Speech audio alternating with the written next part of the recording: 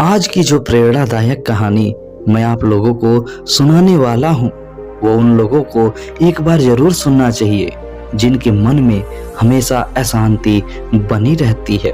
कोई भी काम या सफलता उन्हें पूरी तरह से सुख या संतोष नहीं दे पाता है और वे फिर कुछ और ज्यादा कुछ नए की तलाश में लग जाते हैं।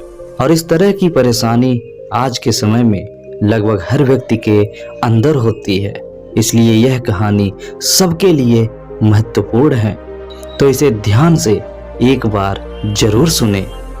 जापान के बाहरी इलाके में एक छोटे से गांव में एक लड़का था जिसका नाम काई था।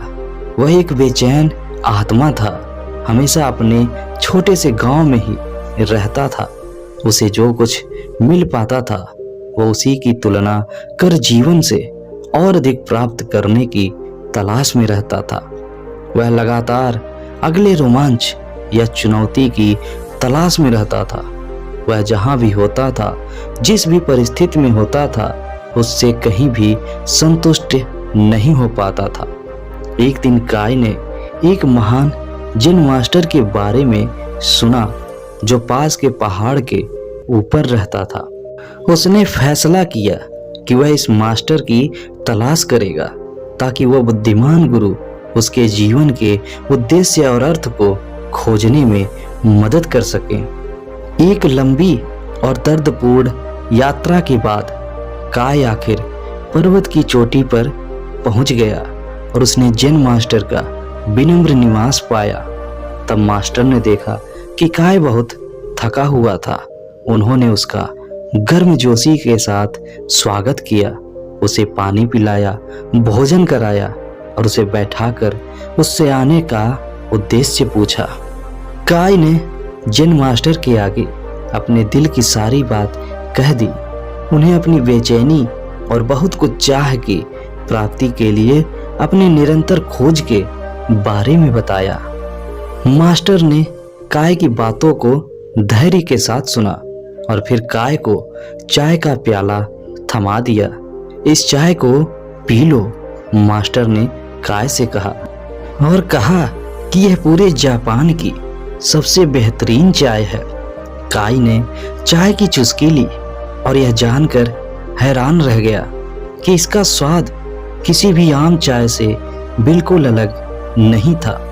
उसने मास्टर को यह बताया, लेकिन मास्टर बस मुस्कुरा दिए। तुम समझे नहीं ना? मास्टर ने काई से कहा, चाय महत्वपूर्ण नहीं है, महत्वपूर्ण पीने की क्रिया है। यह क्षण में उपस्थित होने और आपके सामने जो सही है उसकी सराहना करने की क्रिया है। काई ने उस पल में महसूस किया कि वह अगले साहसिक कार्य पर ज्यादा केंद्रित था। अगली चुनौती की चाह में वह वर्तमान क्षण की सुंदरता को, जीने की खुशी को महसूस करने से चूक गया था। उसने जैन मास्टर को धन्यवाद दिया और वर्तमान में जीने और जीवन की छोटी छोटी चीजों की सराहना करने का वादा किया। जैसे ही वह पर्वत से नीचे उतरा, काई ने खुद को इतना हल्का और अधिक संतोष महसूस किया जो इतने वर्षों में उसने कभी नहीं किया था। उसने महसूस किया कि सच्ची खुशी और अधिक पाने से नहीं, बल्कि जो पहले से मौजूद है उसकी सराहना करने से मिलती है। आप जीवन में देखते हैं, हमारे जीवन में खुशी और अधिक की खोज में नहीं, बल्कि जो हमारे पास पहले से है उसकी सराहना में है। शांति पाने के लिए, सादगी की सुंदरता की सराहना करने के लिए पल में मौजूद रहना, ये मूल्य हमें अपने जीवन में संतोष और उद्देश्य को खोजने में मदद कर सकते हैं। इससे कोई फर्क नहीं पड़ता कि हम कौन हैं, हम कहाँ हैं या हम क्या कर रहे हैं। हम कहीं भी रहें, किसी भी अवस्था में रहें, हमारा सिर्फ एक ही उद्देश्य होना चाहिए कि हमारा वर्तमान अच्छा हो। वर्तमान में जो भी चीजें हमारे पास हैं उन्हीं चीजों में खुश रहने की जरूरत है, ना कि जो हमारे पास नहीं है उसे पाने की इच्छा में खुद को परेशान, खुद को दुखी करते रहना। जब व्यक्ति वर्तमान में मिलने वाली छोटी छोटी खुशियों को महसूस करना शुरू कर देगा, तब उसके अंदर सच्ची खुशी का आनंद महसूस होना शुरू हो जाएगा और आप सच्ची खुशी को महसूस कर पाएंगे और आपका जीवन आनंद से परिपूर्ण हो जाएगा और आप अपने जीवन को आनंद से जी पाएंगे।